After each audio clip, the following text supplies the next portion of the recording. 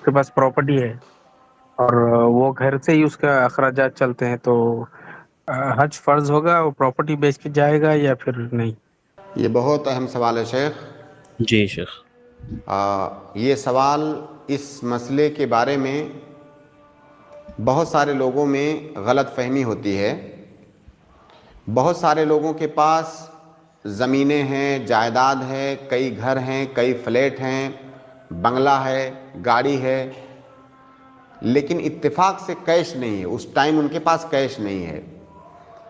اب وہ سمجھتے ہیں کہ میں غریب ہوں، میرے پاس کیش نہیں ہے تو میں غریب ہوں۔ حج کے واجب ہونے کے لیے یہ شرط نہیں ہے کہ آپ کے پاس کیش ہو۔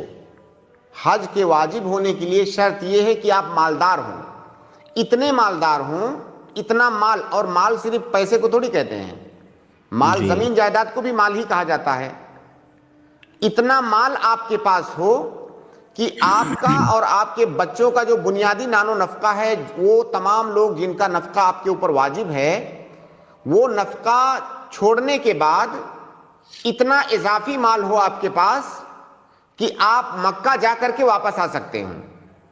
اب وہ مال ضروری نہیں ہے کہ کیش کی شکل میں ہو تبھی آپ مالدار مانے جائیں گے۔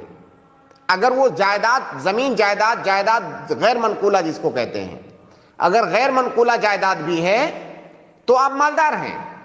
اب مان لیجیے آپ کے پاس بہت ساری زمینیں ہیں، کیش نہیں ہے، اب ان زمینوں میں سے آپ صرف اتنا بچا لیجئے جتنا آپ کی ضرورت ہے۔ مان لیجیے زمینیں کھیتی کی زمینیں ہیں، تو اتنی زمین آپ کے پاس ہونی چاہیے جس میں کھیتی کر کے آپ اپنا اور اپنے بچوں کا پیٹ پال سکیں اور ان کی ضرورتیں پوری کر سکیں۔ اس کے زائد، اس سے اوپر کی جو زمین ہے وہ زائد مال ہے۔ اب آپ کے اوپر حج، اگر اس زائد زمین کو بیچ کر کے آپ حج کو جا سکتے ہیں، واپس آ سکتے ہیں، تو پھر آپ کے اوپر حج کرنا واجب ہے۔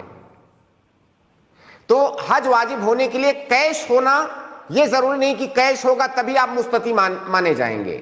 سب مال ہے، کیش بھی مال ہے، زمین جائیداد بھی مال ہے۔